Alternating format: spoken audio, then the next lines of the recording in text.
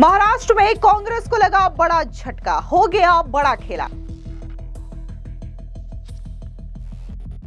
BMC चुनाव से पहले कांग्रेस के 12 पार्षद हुए बीजेपी में शामिल।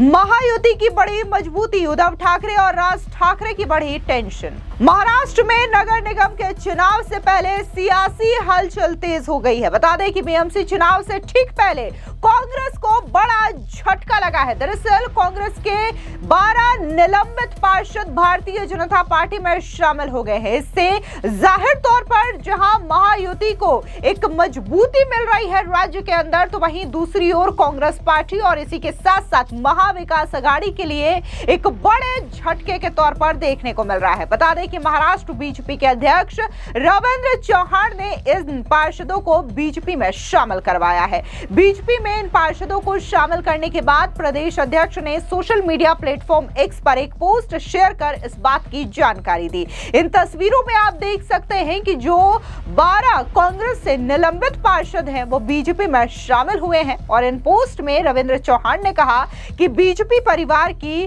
विकासोन्मुखी और जनहितैषी कार्यशैली से प्रेरित होकर के उबादा समूह के कल्याण ग्रामीण उप जिला प्रमुख राहुल भगत ने विकास का कमल अपने कंधों पर उठाया। इस अवसर पर बीजेपी परिवार में उनका स्वागत किया गया और उन्होंने बीजेपी के भविष्य के सफर के लिए शुभकामनाएं दी। बता दें कि रविंद्र चौहान ने आगे लिखा कि इस अवसर पर कल्याण डोंबिवली नगर निगम के स्थायी समिति के पूर्व अध्यक्ष और निर्विरोध बीजेपी उम्मीदवार दीपेश महात्रे, जयेश महात्रे, हर्षताई गोइरे और अन्य गणमान्य व्यक्ति उपस्थित थे। बता दें कि ठाणे जिले में अंबरनाथ नगर परिषद के चुनावों में इन पार्षदों ने बीजेपी के साथ मिलकर के अंबरनाथ विकास अघाड़ी नाम से पार्टी बनाई थी। पार्षदों के नई पार्टी बनाने के बाद कांग्रेस ने इन्हें निलंबित कर दिया था, लेकिन अब ये सभी 12 पार्षद बीजेपी में शामिल हो गए हैं। बता दें कि अंबरनाथ नगर परिषद के चुनाव में शिंदे गुट की शिवसेना को सबसे ज्यादा सीटें मिली।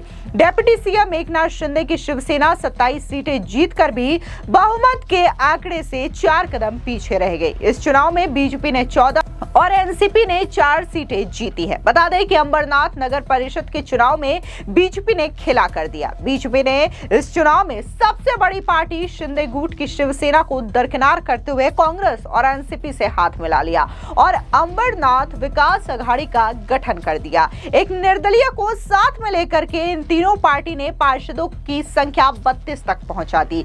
अब इस संख्या से बहुमत के आंकड़े 30 को पार कर देते हैं। अब जिस तरीके से यह बड़ा खेला बीएमसी चुनावों के दौरान देखने को मिल रहा है, जाहिर तौर पर इससे बीजेपी महाराष्ट्र में और भी ज्यादा मजबूत हो रही है, महायुति और भी ज्यादा मजबूत हो रही है। लेकिन याद दिला दें कि इससे पहले इन्हीं महाराष्ट्र में नतीजे सामने आए, जहां पर देखने को मिलता है कि कैसे जो निर्विरोध पार्षदों की संख्या है वो 68 से बढ़ करके 70 हो गई है और ये 70 निर्विरोध तरीके से जीते हैं, यानी कि बिना एक भी वोट डाले ये 70 के 70 पार्षद जीत चुके हैं। और हालांकि इस जीत को लेकर के भी विपक्षी दलों की ओर से बार बार सवाल उठाए जा रहे हैं। इस बीच मेयर कौन होगा, इसको लेकर के भी सवाल उठ रहे हैं और ऐसे में शिवसेना यूबीटी के सांसद संजय राउत ने बकायदा मेयर को लेकर के खास तौर पे हमला बोला है और उनका क्या कुछ कहना है मेयर को लेकर के, सुनिए संजय राउत का ये बयान। देखिए, सबसे पहले मैं कहूंगा कि भारतीय जनता पार्टी मुंबई में यहाँ के भूमिपुत्रों का यानी मराठी लोगों का मेयर नहीं बनाना चाहती है। कृपा शंकर के माध्यम से वो यहाँ माहौल बिगाड़ना चाहते हैं। कृपा शंकर हिंदी भाषिक लोगों का नेता नहीं है। उत्तर प्रदेश में कृपा शंकर जी का लोगों ने पराभव किया है, लगता है जौनपुर में, उनके खुद के स्टेट में। और अब मुंबई में आकर उत्तर भारतीयों की वोट की राजनीति अगर ये करते हैं तो भारतीय जनता पार्टी यहाँ मराठी और गैर मराठी का विवाद करना चाहती है। हमें नहीं चाहती।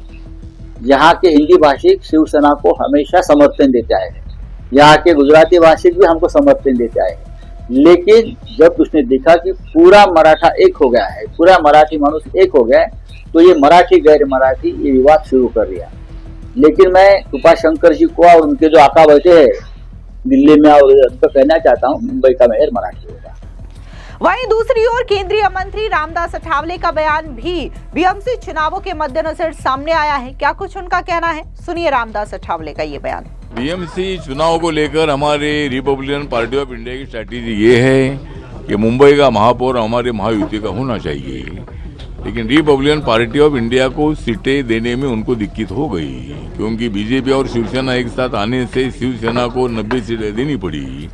और इसीलिए माननीय मुख्यमंत्री जी ने हमको बताया है कि भाई आपको सीट देनी चाहिए थी, लेकिन हमको बहुत ज़्यादा तकलीफ हुई और इसीलिए कुछ सीटें हम नहीं दे सकते हैं, लेकिन मैत्रीपूर्ण लड़त कुछ सीटों पर लड़ेगी। तो हम 20 सीटों पर हमारे पार्टी के टिकट पर, आरपीआई टिकट पर चुनाव लड़ रहे हैं। बाकी के जगह पर मतलब 207 जगह पर रिपब्लिकन पार्टी का बीजेपी और शिवसेना को सपोर्ट रहेगा।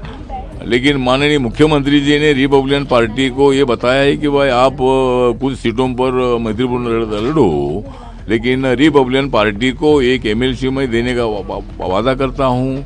उसके साथ साथ एक दो जो चेयरमैन है वो महामंडल की वो हम बनाएंगे, उपाध्यक्ष बनाएंगे, 40-50 जो मेंबर होते डायरेक्टर होते वो हम बनाएंगे, और म्यूनसिपालिटी में 2 ऑप्शन देने का भी उन्होंने निर्णय लिया है। और म्यूनसिपालिटी की जो समितियां है वो समितियां भी आरपीआई को देगी, ऐसा उन्होंने आश्वासन दिया है।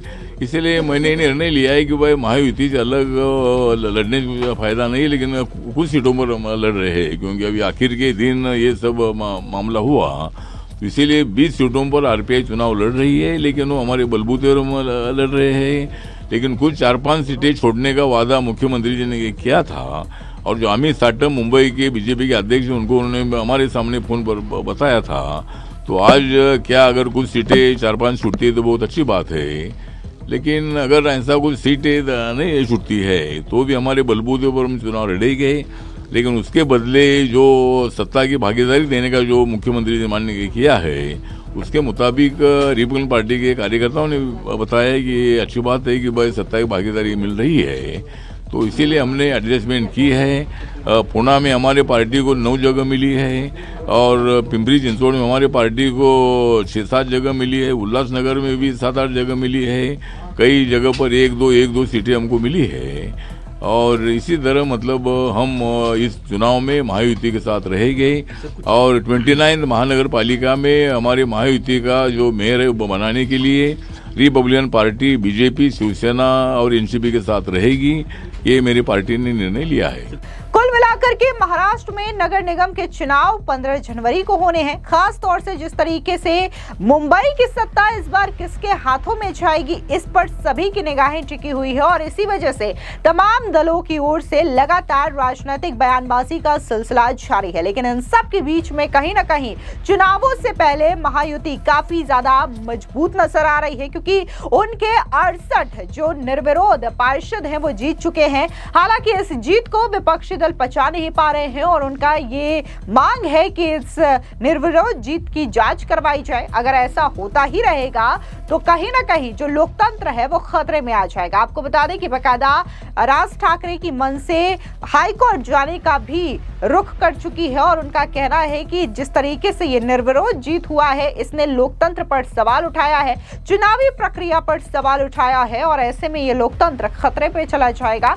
इसी वजह से मनसे के जो नेता हैं वो बॉम्बे हाईकोर्ट में अर्जी दायर कर रहे हैं, और उनका कहना है कि वो किसी भी हाल में ये साबित करके रहेंगे कि इन तमाम पार्षदों ने जो अपने कदम पीछे लिए हैं, यानी कि अपने जो नामांकन वापस लिए हैं, जिसकी वजह से महायुति के जो पार्षद हैं वो जीते हैं, वो इस वजह से हुआ है क्योंकि या तो इन्हें डराया धमकाया गया है, या तो फिर इन्हें पैसों का लालच दिया गया है, जिसकी वजह से इन्होंने अपना नामांकन वापस ले लिया। ये तमाम तरीके की बातें हालांकि विपक्षी दलों की ओर से कही जा रही है, लेकिन वहीं दूसरी ओर महायुति का कहना है कि ये जनता का विश्वास महायुति पर है, जिसकी वजह से 68 जो पार्षद है वो निर्विरोध तरीके से चुने गए हैं। फिलहाल इस पूरी खबर पर आपकी क्या राय है, कमेंट सेक्शन में जरूर बताएं। धन्यवाद।